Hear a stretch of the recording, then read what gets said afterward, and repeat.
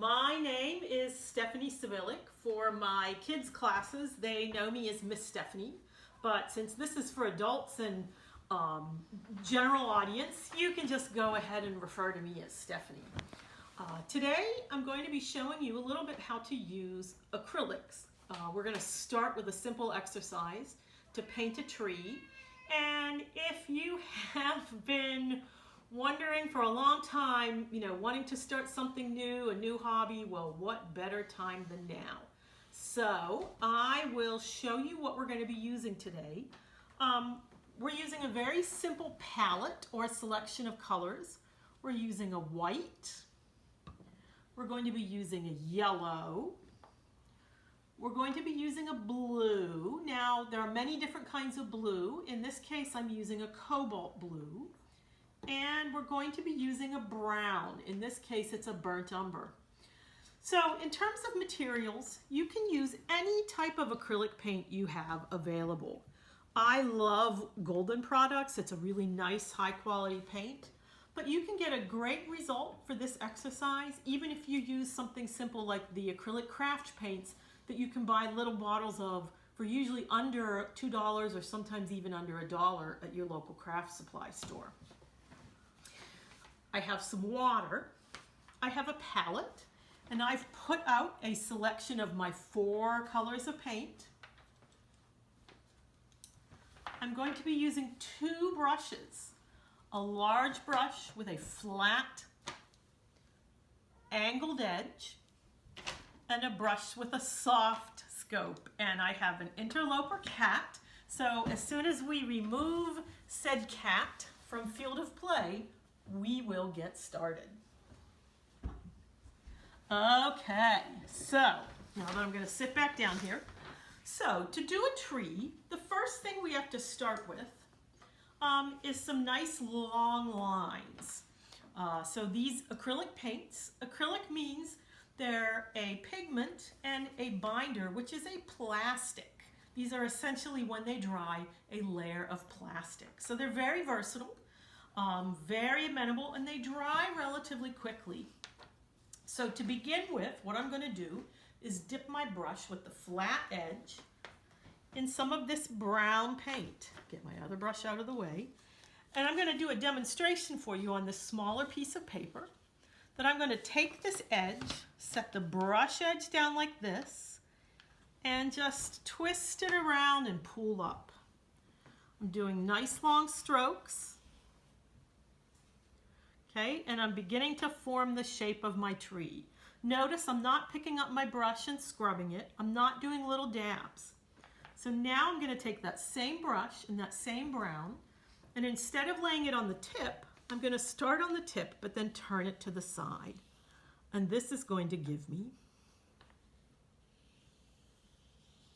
larger sections.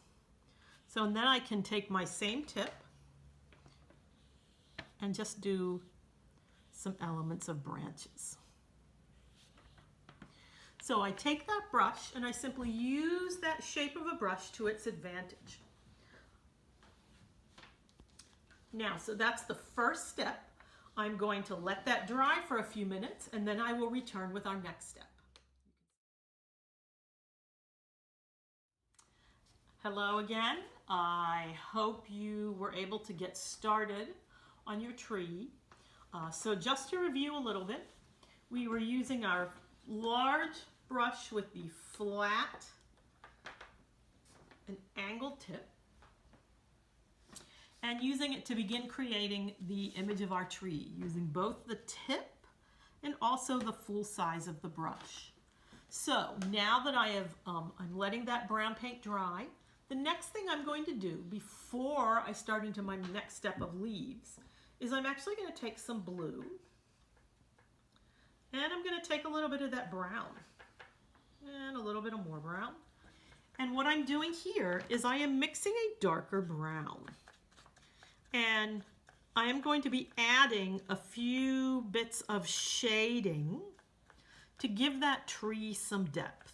So we have a basic color on, but what I'm going to do with this tree now, and I've got the same brush, is I'm going to begin on the undersides of roots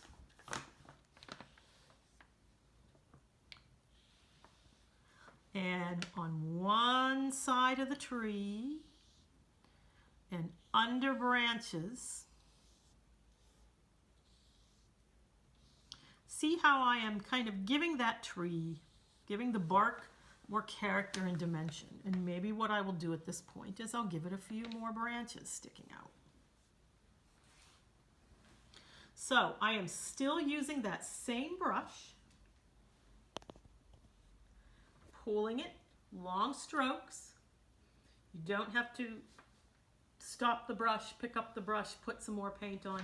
It's one fluid stroke. This is a great way to kind of exercise your brush stroke.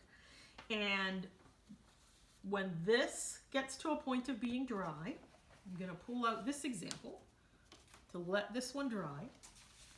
And I am going to show you what the next step is going to be on this work. Now for this, I am going to rinse this brush out very well.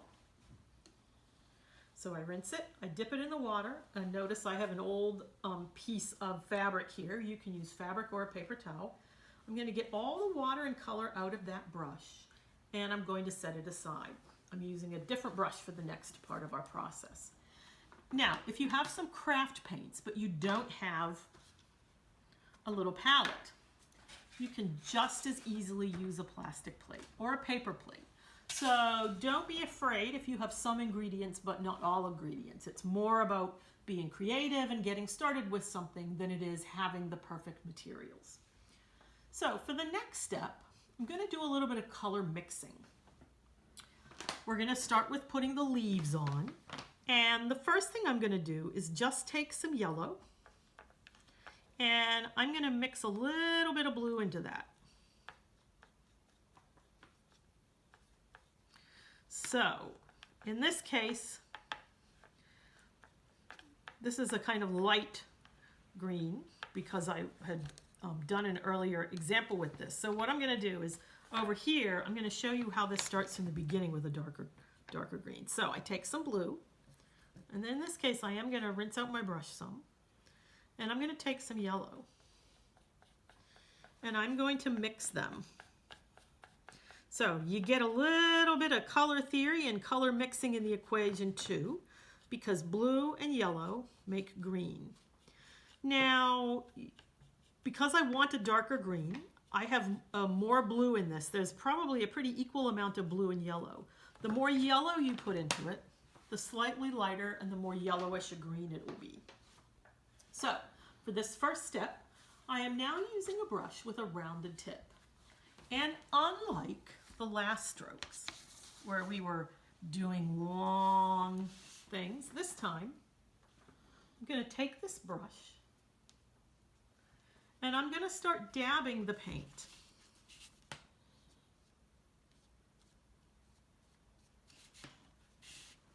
So this is a chance to use a brush and a brush stroke in a completely different way. There is no right or wrong to this. If you have a small brush, you can use a small brush. If you have a larger brush, you can use a larger one. So if you only have one brush, I will show you. You can even use that flat brush. In that case, you're just going to get a different appearance. But for this part of the exercise, we're doing a series of quick hit the paper and pull up. So I'm going to let that dry for a minute. I am always very aware of cleaning my brushes out well. Acrylic paint is wonderful material. It can be very hard on brushes. So if you have some brushes and you want to keep them in good shape, be sure you rinse them out and then wash them with soap and water regularly. So here's my brush. Now I'm going to take that green and I'm going to add some more yellow to this green. So this is going to create a lighter green.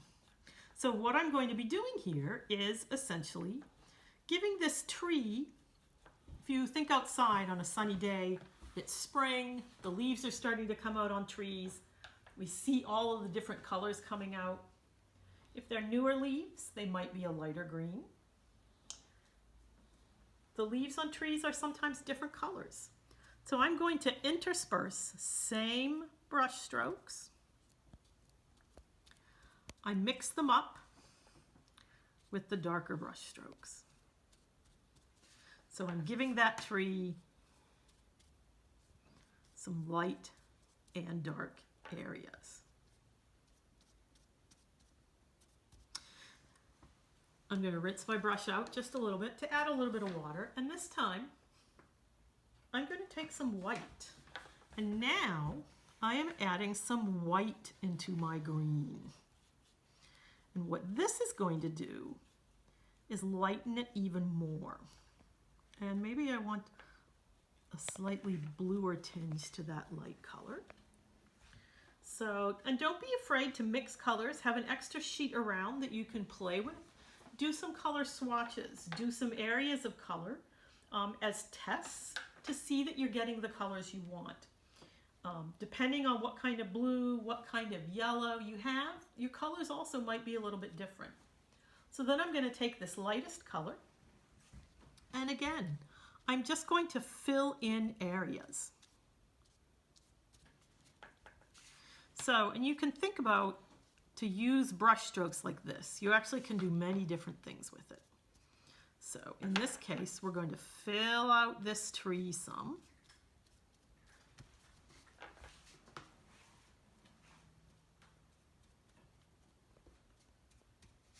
And then I'm going to rinse this brush out very well.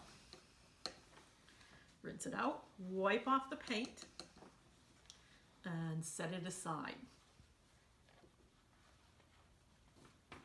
So just as a brief demonstration example, I'm going to show you what happens if I use a different yellow so that you know if your color is a little bit different. So this is a brighter yellow. Instead of this deep yellow, this is a Hansa yellow light. The other one, they refer to it as Ben's yellow for obvious reasons. So if I take a little bit of this blue and this yellow, I'm going to get a slightly different kind of green. You can see it's got a different tinge to it, different tone. So like I said, your colors might vary a little bit, and it's all going to be depending on what specific types of blue, yellow, etc. you have. Regardless, you can still use the techniques the same way, the brush strokes the same way. And what I'm going to show you now with this green is I've gone back to that large brush with the angled, flat angled edge. And what is our tree lacking? At this point, we've got some leaves, but the tree's kind of floating. It's kind of like, here's that other example that is pretty much dry now. It's floating without having something to hold on to. So I think we need some ground. So what I'm going to do in this case is that edge of the brush, I'm just going to do a series of short strokes. So I hit the paper and pull up, hit the paper, pull up, hit the paper, pull up. Not worried about covering the whole ground at this point. I will do an example later that is covering a whole surface. And you might have noticed too, in this case, I'm working with paper. If you don't have a canvas, it doesn't mean that you can't do an acrylic painting. This is heavy duty watercolor paper. So you just need any kind of paper or board or canvas that is strong enough to support the paint layer. So maybe then what I'm going to do in here is I'm going to take that brush with flat edges and I'm going to do some more rounded areas of color. So in this case now, we've gone from a trunk to the leaves on a full tree. Now, through the magic of, ta-da, I did this one earlier, here's one that represents a more completed example. So, and you can see the colors on this are a little bit different because I was working with slightly different pigment choices. But what I'm going to do now is show you a few other things we can do to add to this painting. I've got my tree, I've got my leaves, and I've got 3 different tones of leaves here. I'm going to add a few more strokes of the brush. And I'm making these a little thicker. Give them a stem. And then I'm going to take I put my thick brush in the water, and I'm going to use my brush with the rounded edge. And I'm going to dip it in the blue without colors added. And just using quick brush strokes.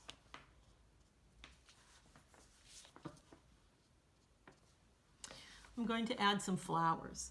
So, depending on what kind of brushes you have, you can play around with the brush strokes, but you can see even with very simple materials, you can create interesting paintings. So, with this as a first starter example, I hope you will be creative and start exploring your own potential with acrylic paint. Thanks, and we will have another video soon. Take care.